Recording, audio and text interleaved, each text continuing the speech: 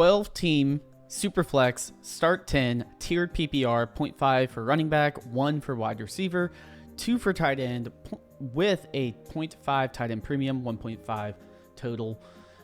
His QB room is Joe Burrow, Justin Herbert, and Penix.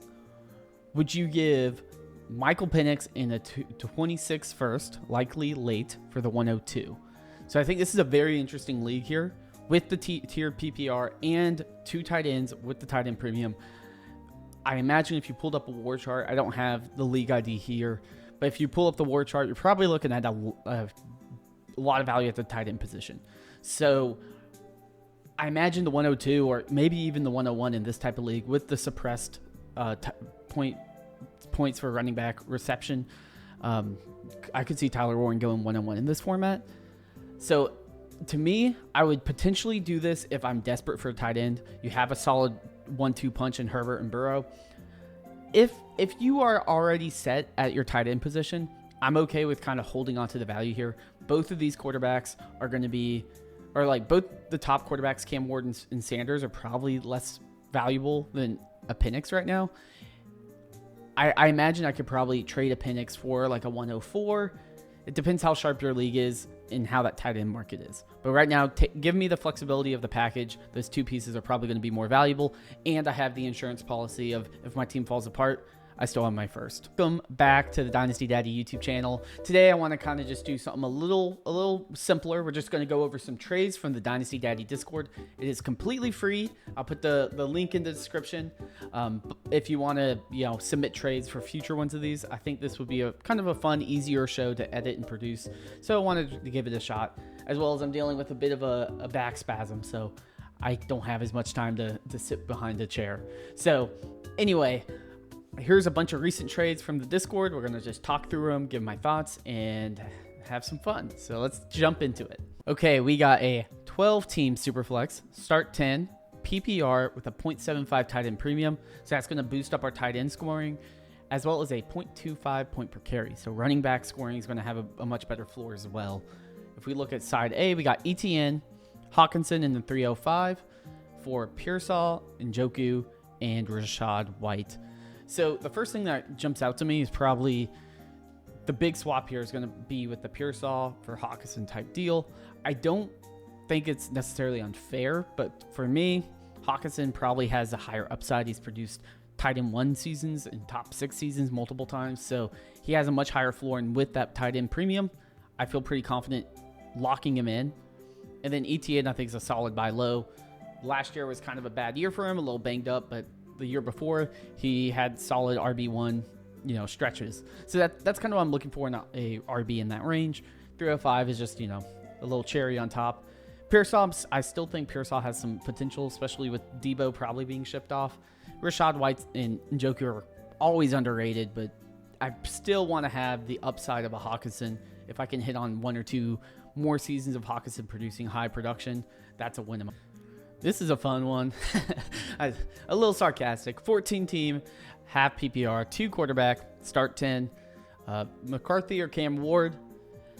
To me, these guys are very close. I would probably lean McCarthy just because McCarthy's situation is going to be a lot better in terms of the Vikings offense, Vikings play calling. Cam Ward's probably going to end up in Cleveland or Titans or Tennessee, like one of those poor situations, the Raiders or something like that. So I'm not as excited about his landing spot. He's also one of the older quarterbacks where McCarthy's a little bit younger. Not that it matters too much. I mean, if they hit, they hit. But ultimately, the reason I was a little sarcastic about this trade is I'm making a 1-for-1 bet here. There's no kind of advantage, right? If it was McCarthy and a third, or can I do a third, second swap? I would be looking to swap something, or swap a random running back, get some extra value, especially in a 14-team league, because one of these people are going to want, you either really want Cam Ward or you really want McCarthy. It's just you got to figure out who kind of went after that deal. But in general, I'll probably lean McCarthy, but in my mind, it's a coin flip. Next, we got a 14-team, 1 QB, start 8. So it's quarterback, 2 running back, 2 wide receiver, 1 tight end, 2 flexes, Bijan Robinson or T. Higgins and Lad McConkey, Current running backs are Pollard, Ager, Rasheen Ali. I don't know why he's third on the list. But James Conner, Jonathan Brooks, Roshan Johnson, and Justice Hill. We're holding out hope for Rasheen Ali, I'll tell you that. Current wide receivers, Puka, T, DJ Moore, Ladd, Roman Wilson, Josh Downs, not Dobbs. Bootim, I assume it's Booty, and Bub Means. The Bub Means, man. You're loaded with Bub Means and Rasheen Ali. Made it to semifinals last year, but sent away Kamara to get Ladd and Brooks. I think ultimately that's a good deal for you because Ladd is broken out. Obviously, you had the Brooks re-injury and Ladd breakout. Okay, so would you consolidate T and Ladd for Bijan? Personally,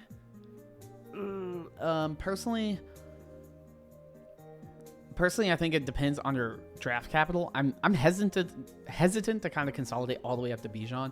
I think you could probably pick up another guy that doesn't have that price, right? Like, could you go buy Kamara back? Could you go after a CMC? Could you go after a Derrick Henry? Right? I'd be okay if you took like T. Higgins and got Derrick Henry, or a Ladd and got Derrick Henry, or something like that. I'm hesitant to take two locked-in wide receiver starters because if you remove those two, then you're starting Pollard, you're starting. I'd prefer to move one wide receiver for one running back, or a wide receiver plus a pick or something like that, instead of taking my wide receiver 2 and your wide receiver 3 essentially and consolidating it. That being said, if you kind of tried some of those other options, I don't hate the option of going after Bijan Robinson. It's just kind of putting all your eggs in one basket. And usually I will say in a start 8, it's much shallower, so you do want to do that. Running back and wide receiver are the most important positions in this league, and I stand by that. But 14 team, it starts getting a little bit more deep, so consolidation at all cost isn't the only thing that matters. So ideally, I would say I'm not opposed to going after a Bijan, but I probably look at options like Ladd plus a second. Can I get, a chain or something different that at least dresses my needs more without me giving up 2 locked-in starters on my lineup, because Lord knows I don't want to have to start Bub Means. So, but anyway, thank you for the question. Next up, we got 12-team Superflex, start 10, tiered PPR, 0.5 running back PPR and a full PPR for wide receiver, 2 tight end with a half point tight end premium, so 1.5 total. Your wide receiver room is CD, London, Garrett Wilson, Marvin Harrison Jr., Olave, Aiyuk, and Waddle. Would you give Olave and Aiyuk and get JSN? In this type of league, and judging by my room, I'm perfectly fine shipping 2 guys that have high level of injury, consolidate and get a JSN. I think that's a solid deal.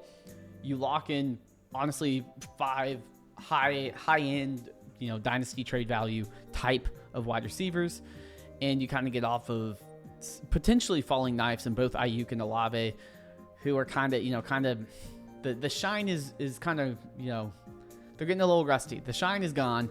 People are starting to realize this is probably what they are, and Aiyuk is probably out for most of 2025 if I recall correctly. So give me JSN. He's looking like the true, wide receiver 1, wide receiver 2, and 1.5 in that offense.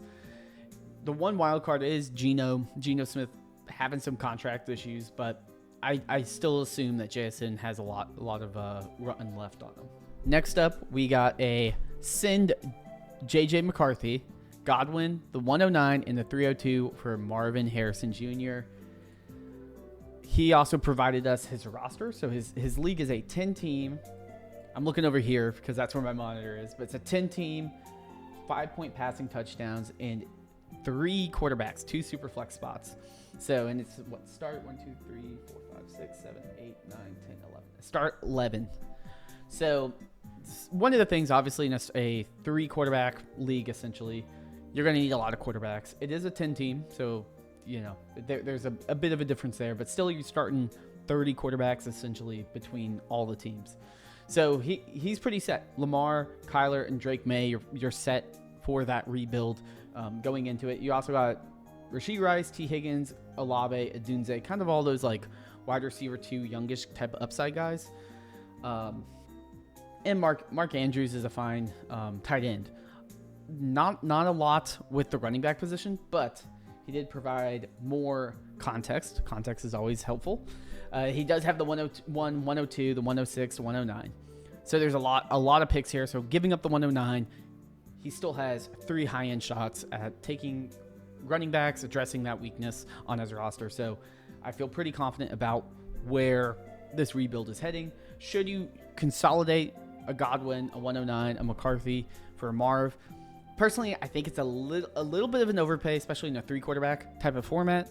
Your JJ McCarthy definitely has a benefit and a boost in value.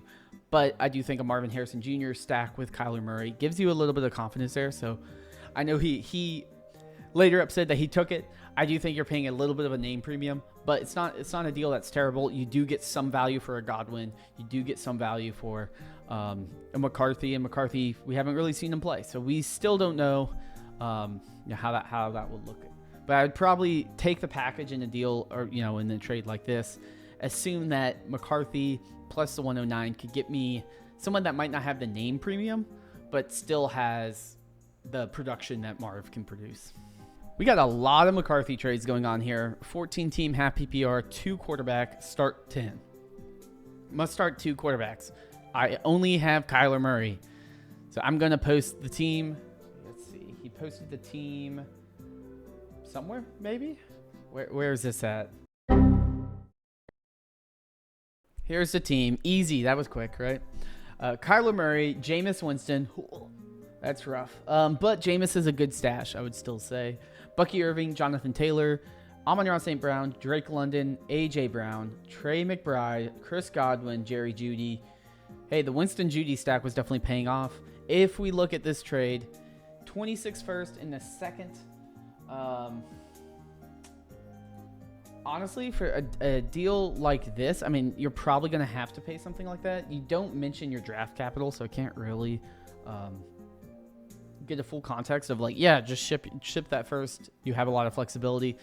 I'd lean on the side of I can probably buy cheaper production of taking that 208, taking a Jerry Jeudy, 208 and Jeudy. Can I get like a Geno? Can I, something like that? I will say it is a 14-team league. 2 quarterbacks must start.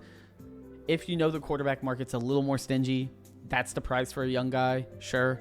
But I'd probably honestly be looking to buy one of those older guys, especially if it's on another rebuilding team. Can I pick up a Stafford? Can I pick up someone that will produce fine, but I don't have to pay that first premium? Just because we haven't seen McCarthy play, I'm not going to lock in a first plus that McCarthy is the guy. That to me doesn't make sense. I do say based on your team, though, your team does look pretty locked in to win, so it's probably going to be a later pick, probably 10 or later, assuming it's yours. So I'd probably still take the first and second and assume I can get cheaper quarterback 2 production somewhere. But if the market's dried up and McCarthy's one of the only ones available, which is possible in a 14-team league, then you got to do what you got to do. This one is easier for me than some of the other ones. Start a 1 QB point PPR contender. Do you want Kyle Pitts in a 3-10 or David Njoku? Give me David Njoku. I mean, especially if I'm a contender. In a shallow league, you're starting 8 players. You can't sit there and say Kyle Pitts is a guy I can feel confident in. Yeah, pass me on that. Give me Njoku. Njoku's been really solid the past 2 years, producing pretty good numbers. So, fool me once, fool me twice, fool me 3 times, fool me 4 times. Eventually Kyle Pitts is a dud, and you just got to ship him off because somehow people still want him. You can always buy back in if he turns into the guy we thought he was, but he's looking more like an Ebron than a Bowers. There's an old saying in Tennessee, I know it's in Texas, probably in Tennessee, that says, fool me once, shame on you. If fool me, we can't get fooled again.